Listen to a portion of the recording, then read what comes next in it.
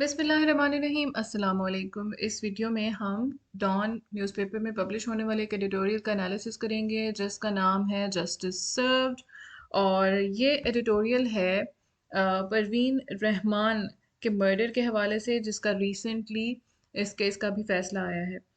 उससे पहले ये कि आप लोग वीडियो को लाइक ही नहीं करते हैं, ज़रा सा टाइम लगता है लाइक करने में, तो प्लीज़ वीडियो को लाइक कर दिया करें और कमेंट्स में अपना पॉजिटिव फीडबैक दें। आप सजेशंस दें अपनी, आप क्या सोचते हैं इस टॉपिक के बारे में वो भी शेयर करें। हम इतनी एफर्ट डालते हैं कंटेंट बनाने में, रिसर्च करते हैं ताकि आप लोगों तक प्रॉपर इन्फॉर्मेशन कन्वे की जाए, तो आप भी थोड़ी सी सपोर्ट शो करें। चैनल को सब्सक्राइब करें, वीडियो को शेयर करें और वीडियो को लाइक करें और कमेंट्स में अपनी पार्टिसिपेशन शो करें। तो कराची के एक एंटी टेररिज्म कोर्ट ने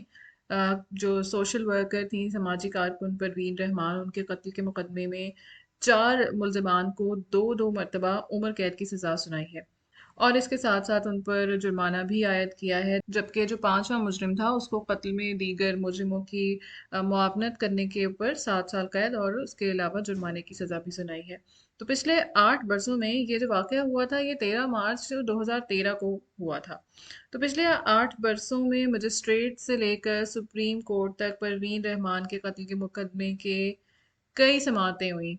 और बिल आखिर 17 अक्टूबर को ट्रायल कोर्ट ने इस केस का फैसला महफूज किया था। परवीन रहमान औरंगी पायलट प्रोजेक्ट में काम करती थी। 13 मार्च सन 2013 को उनको मोटरसाइकिल पर सवार 2 असलहे बरदार लोगों ने कत्ल कर दिया था, फायरिंग करके, जब वो काम से घर जा रही थी। ये वाकया कराची की मेन मंगूपी रोड पर पेश आया था और उसके बाद जो मुल्ज़िमान थे वो वहाँ से फ़रार हो गए थे, जबकि 55 ईयर्स ओल्ड जो समाजी कारकुन परवीन रहमान थी, उनको और उनके ड्राइवर को ज़ख्मी हालत में हॉस्पिटल ले जाया गया था, जहाँ पर इलाज के दौरान उनकी डेथ हो गई थी। उन्हें गर्दन में गोलियां लगी थी। इस एडिटोरियल में इसी केस के हवाले से बात की गई है। सबसे पहली लाइन में ये बात की गई है कि एक हाई प्रोफाइल मर्डर केस में, जो कि 9 साल से चल रहा था, परवीन रहमान के हवाले से, एक जो कि जो कि एक आर्डेंट सोशल एक्टिविस्ट थी, जो अनअफ्रेड थी किसी भी तरह का एक्शन लेने में, कमज़ोरों को प्रोटेक्ट करने के लिए, उनके कत्ल का ये मुकदमा था। परवीन रहमान करती क्या थी? वो औरंगी पायलट प्रोजेक्ट में काम करती थी। अगर हम परवीन रहमान के बैकग्राउंड के ऊपर नज़र डालें तो वो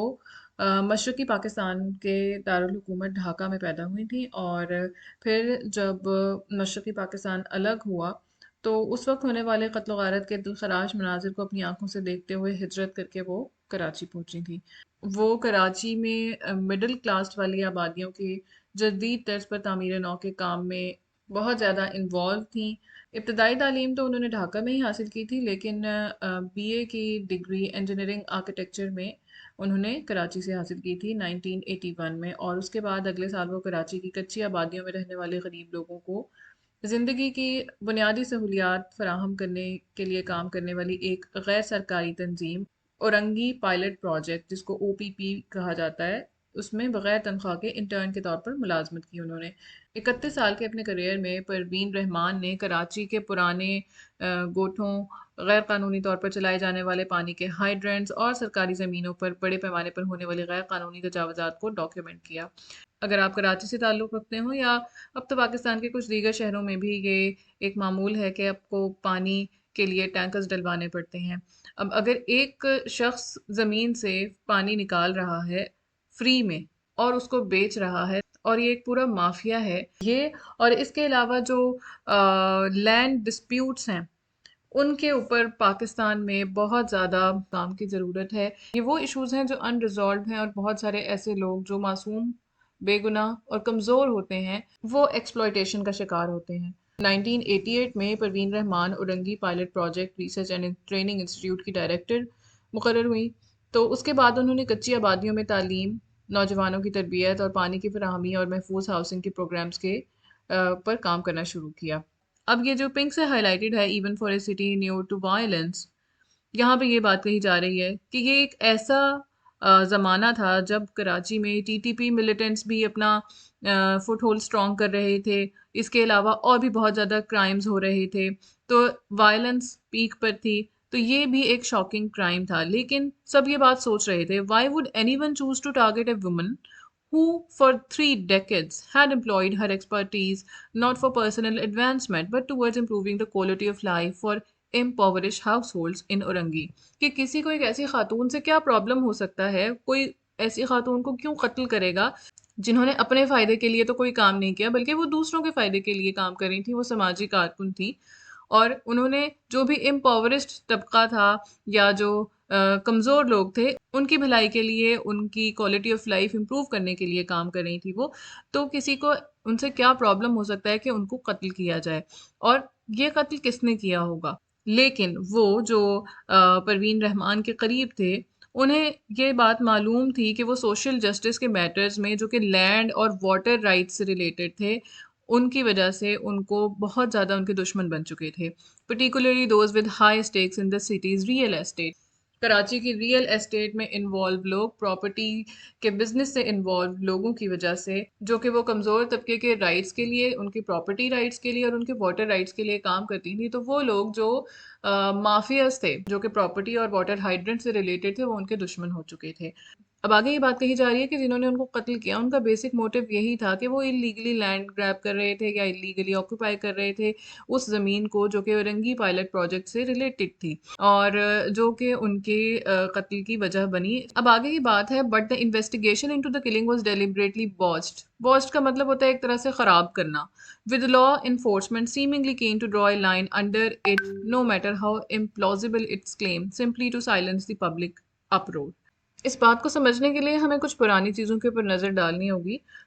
جب پروین رحمان کے قتل کی واردات ہوئی تو اس کے اگلے ہی دن اس وقت کی کراچی پولیس کے جو ڈی آئی جی تھے انہوں نے ایک پریس کانفرنس کی اور اس کے دوران انہوں نے یہ دعویٰ کیا کہ